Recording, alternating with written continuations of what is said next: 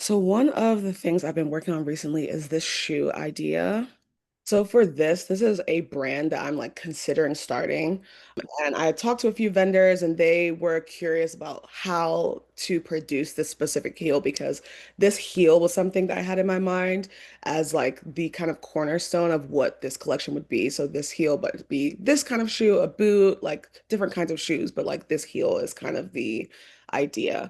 So when I had the original sketch and was talking to vendors, they were basically like, okay, like I think we get it, but do you have like reference images for me?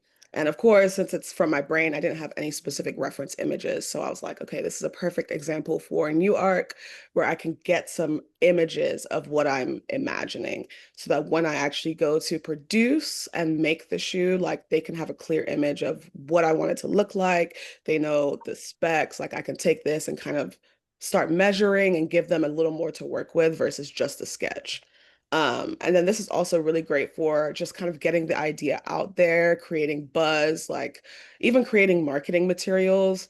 Because I've played around with that a little bit as well.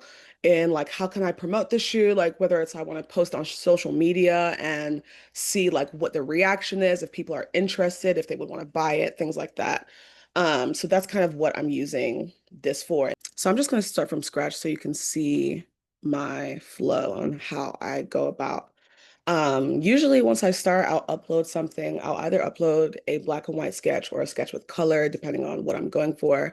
This one, I wanted to see if it could generate what I wanted for without rendering the sketch in color. This was like an iPad sketch. So I had my iPad, I sketched out there. Sometimes I'll use my iPad for like shoes, especially. And then sometimes I'll use Adobe Illustrator. On iPad, I use an app called Pro Sketchbook. I do have like a really, really old iPad, so I can't download Procreate on there.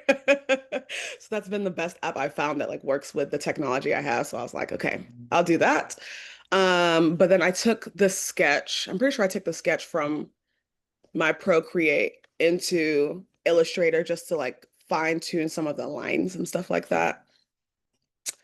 And then we have this product here. So from there, I'll go in, do the suggest prompt, and we can see what it generates. I typically will keep the creativity level balanced, and then I'll typically generate about 8 images and then see if there's an image from there that works. All right.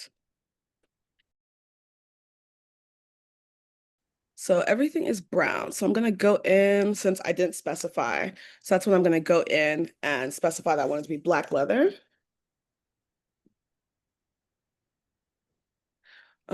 With a gold buckle. And then I want the bottom heel to be gold chrome. And then I have a bevel heel, open toe thick platform sole. I want the platform to also be gold chrome. And then strappy upper construction. Okay, so then I will regenerate that with some of the updated information for color. But even like the brown version, like this is pretty much like what I'm looking for and how the shoe is actually constructed, how I want it to look. So we'll see how she generates here. Okay. So going through, this one is closest to what I'm looking for. This one's pretty good too. This one is like almost perfect. I would just want the bottom part to be gold. So sometimes I'll either regenerate from the beginning or go in and edit a specific image. So I'm gonna take this one. Love. Oh, and I've loved playing with the new features as well. It's been really fun getting into, especially like the like the smart edit has been really cool to use, which I'm probably gonna use a little bit here in a second. And the video to or the image to video has been hmm really cool. Okay, so here I'm just gonna reduce the size of my brush and highlight this bottom. And then I will say is like the sole platform. And then we'll say bold from. Now, I don't have like a specific material reference for that, but sometimes for clothing, especially if I have like a specific textured fabric, I'll put in the material reference for that. So this is literally exactly what I'm looking for. We changed the bottom to gold. So from here, I will typically upscale. I always upscale just to make sure that's the best quality it can be. And then when that's done, I'll download and then reopen in the Smart Edit function because I love the shoe, but I also want to show a foot in the shoe so they can understand like how it fits on the feet. Typically with editing as well, if I'm editing like in this phase and it's still not giving me what I want and I go through a couple different versions, I try a couple different things, I'll usually then go back to the original prompt and tweak it from there and see if I can get a little closer and use the editing for like basically like smaller finishing touches. I want to get the original AI generation to be like 80 to 85% accurate and then go from there versus like maybe 50% and trying to edit in here. I just found that to be like the most efficient way to work. Alrighty. So for this one, I'm going to go back and go to the Smart Edit and input what I have just downloaded. Put in strappy heel and see what it generates. I found that it's always easy, like simpler to start as simple as you can. Like, okay, what is like the core of what you're trying to see what it generates and go from there. So it's like, okay, great. We got this. It's not fitting correctly, like it's a little bit loose here. So sometimes I'll go in, foot and strappy heel, fitted and see if that works. Sometimes for clothing, especially for like tops and things, I'll use like fitted bodice for it to be like a little more snug or like close to body, things like that to try and get um, what I'm looking for. In working with different manufacturers and vendors, I've noticed that it's helpful for them to see it both ways. So they have like just the shoe, what the shoe would actually look like, since at the end of the day, we want people to wear the shoe. So we want them to see the vision of what it will actually look like on.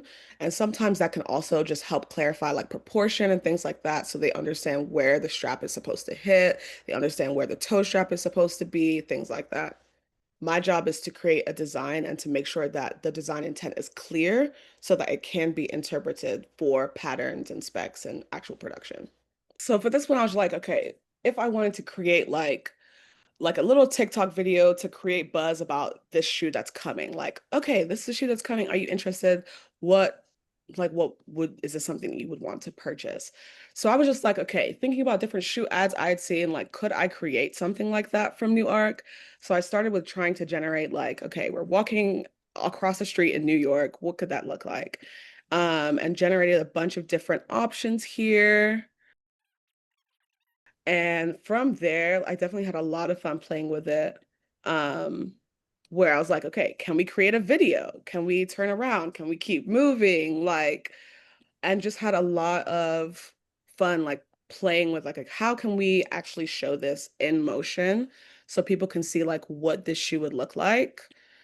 But yeah, it was just really incredible seeing how much you can do just from the prompts. Like I started with that sketch that you saw and got all the way here to like a video of someone walking in these shoes across the street. So you can see like this could literally be like a marketing shot for the shoe. So it is pretty incredible like how you can use the software, and it's really fun as well to play around with like the different things that you can get. But even this, I was like, this could easily be like a quick promotional video, like a little teaser to say like, oh, collection is coming, and things like that. So wanted to show that as well.